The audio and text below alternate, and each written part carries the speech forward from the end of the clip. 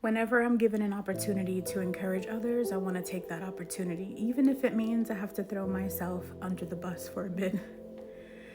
So, when I was growing up, I was a difficult child. And my parents, had a lot going on in their life. I hope to interview them one day to really share their story. It's their story, but I really think it's worth hearing. So, you never know.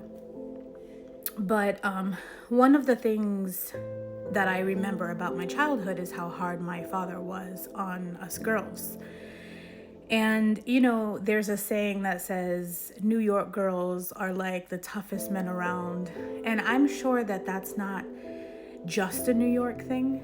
But understand when someone says, oh, I'm from New York, or this is a New York thing, all they're saying is that that's what they're used to. That's what they grew up around. Sometimes you'll hear people like, oh, I'm from Detroit. That's how we do things in Detroit, or whatever.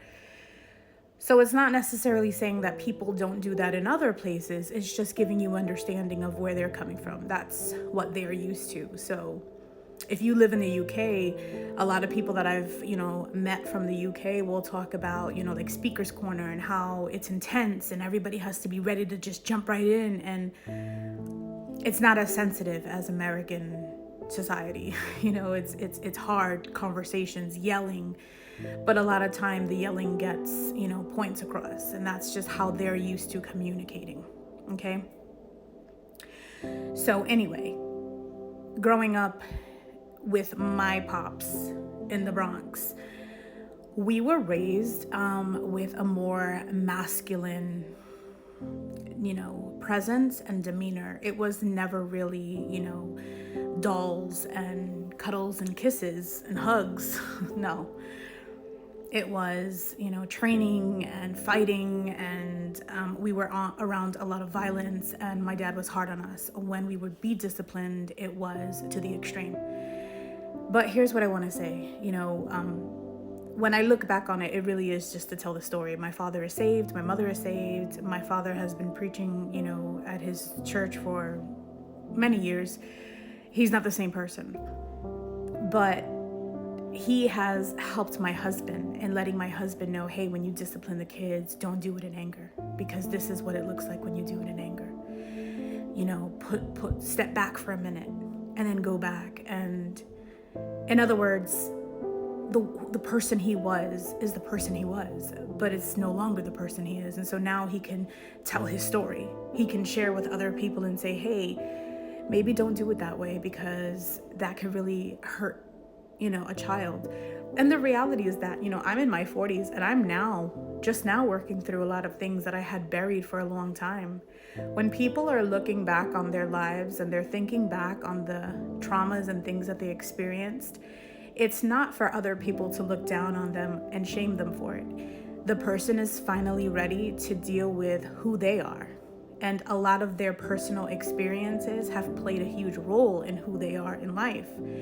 So if an adult is currently working through something that they buried for many, many years, shame on anyone who would bring that person down by letting them know that, you should just let it go and move on. That's a poor attitude to have towards it. Instead, it's, I hope you're not stuck there for too long. I hope that you're able to work through whatever it is that you need to work through to move on and do the next thing. And some people do take a little more time to work on themselves than others. I'm a slow learner, but I'm a learner. And, I want to meet people where they are, because I know that so many people are just now working through things. And it's painful when you're trying to work through things and you're using whatever outlet is available to you, and people, kind of crap on that. But I say all that to say this. When someone has gone through things in their life and there were really horrible things and horrible things happened, when the Lord changes you and changes things around, you can actually go back and help other people. And I'm thankful that my husband, because he to this day will tell me, Pops always told me that when I discipline the kids, I can't do it in anger. That's because my dad used to do that. And being on the receiving end of that caused a lot of damage to me. But of course, I can't stay stuck there. I have to move on too. Who I became because of my childhood, it's not the end all be all. That's not the only thing I went through in my childhood. There were other memories too. Our brain just likes to cling on to the traumatic ones. But when we're able to face those traumatic situations and realize that, I couldn't have done anything to change it. And yeah, I was a kid. That's what happens with people. When they become adults and they look back, it's almost like, especially if you have children, and you understand how children are and how their minds work and how they need to be shaped. And then you think back on parents who were just so emotionally unavailable to children like us. When we grow up to realize the damage that did to us, one, we're trying not to repeat that with our own children, but two, we're very sympathetic to the fact that, man, what happened to our parents that they were like that, You have to think of everyone in the situation. And so it's caused me to really have to go back and look at, my dad's life, my mom's life. And yeah, it did affect me, but it didn't break me.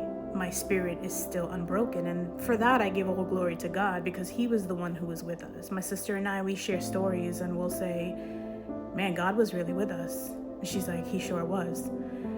And so anyway, sorry to ramble on, but who we were or who people were in their past, not only do they have to deal with it, but the people that were on the receiving end of it, they have to deal with it too. And we're living in a time where a lot of people are working through that. And there's a lot of toxic TikTok where people are like, stay away from people who have hurt you. Don't go back. Move on with your life. But I don't recommend that. I recommend doing the work, healing, and then reconciling, choosing to forgive.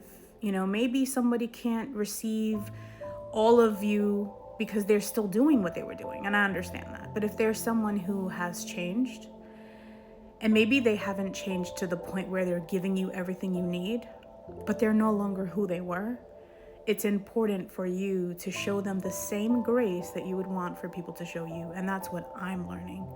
It's a hard lesson, but it's a lesson I'm learning. And so as I learn these lessons, I want to share it, because I know there are other people in Gen X that are very sad and very hurt and going through so much because of their childhoods. But the story doesn't end there. If you are still breathing, there's still room to add to the story. It's how the story ends that matters. Us doing better the second time around than the first. So be encouraged. Forgive.